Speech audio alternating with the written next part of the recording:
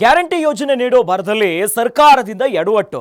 Guarantee ಕೊಡೋವರೆಗೂ ಕೊಟ್ಟು ನಿರ್ವಹಣೆಯನ್ನ ಮರೆತು ಬಿಟ್ಟಿದೆ ಸರ್ಕಾರ. 200 ಯೂನಿಟ್ ಫ್ರೀ ಕರೆಂಟ್ ಕೊಟ್ಟು ಈಗ ಕಂಬಗಳ ನಿರ್ವಹಣೆನೇ ಇಲ್ಲ ನೋಡಿ.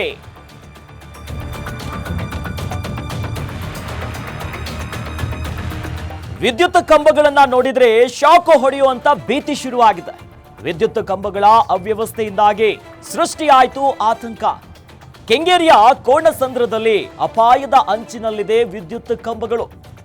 ವಿದ್ಯುತ್ ಅವಘಡದ ಆತಂಕದಲ್ಲಿದ್ರೂ ಕೂಡ ಬೆಸ್ಕಾಂ ಡೋಂಟ್ ಕೇರ್ ಅಂತ ಇದೆ. ಕೋಣಸಂದ್ರದ ಜನರಿಗೆ ಶುರುವಾಗಿದೆ ಈಗ ಪ್ರತಿನಿತ್ಯ ಜೀವದ ಭಯ.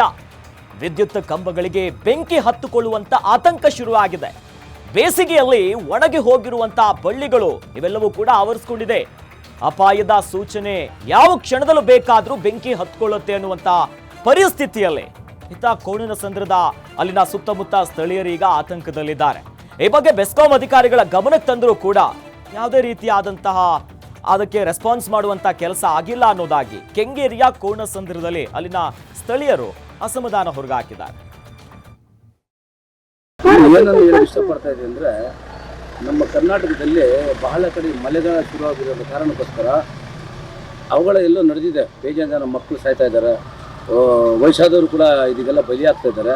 ನೋಡಿ, ಉದಾಹರಣೆ ಹೇಳ್ಬೇಕಂದ್ರೆ ಕೋಣಸಂದ್ರದಲ್ಲಿ ಎಲ್ಲ ಬಿಡಿಯೋ ಲೇಔಟ್ ಅಂತ ಹೇಳ್ತಾರೆ. ಇದಕ್ಕೆ ದರ್ಗಾ ಮೊಹಲ್ಲ ಇಲ್ಲಿ ಎಲ್ಲ ಜನಗಳೆಲ್ಲ ಬರ್ತಾ ಇದ್ದಾರೆ. ಇಲ್ಲಿ ಹಿಂದೂ ಮುಸ್ಲಿಂ ಅಂತ ಎಲ್ಲ ಪ್ರತಿಯೊಬ್ಬರು ಬರ್ತಾರೆ ಇಲ್ಲಿ. ಆದರೆ ಏನಂದರೆ, ಈ ಕರ್ನಾಟಕದಲ್ಲಿ ನೋಡಿ, ಇದು ಭಾಳ ಜನ ಬೆಸ್ಕಾಂ ನಿರ್ಲಕ್ಷ್ಯ ಭಾಳ ಧೋರಣೆ ಆಗುತ್ತೆ. ಬಿಲ್ ಕಟ್ಟಿಲ್ಲ ಅಂದರೆ ಒಬ್ಬರು ಮನೆ ಬಿಲ್ ಕಟ್ಟಿಲ್ಲ ಅಂದರೆ ಇಲ್ಲ ಬಿಲ್ಡಿಂಗ್ನೆಲ್ಲ ತೆರವು ಮಾಡ್ತೀನಿ ಅಂತ ಹೇಳಿ ಅದಕ್ಕೆ ಮಾತ್ರ ಬರ್ತಾರೆ ಇವರು.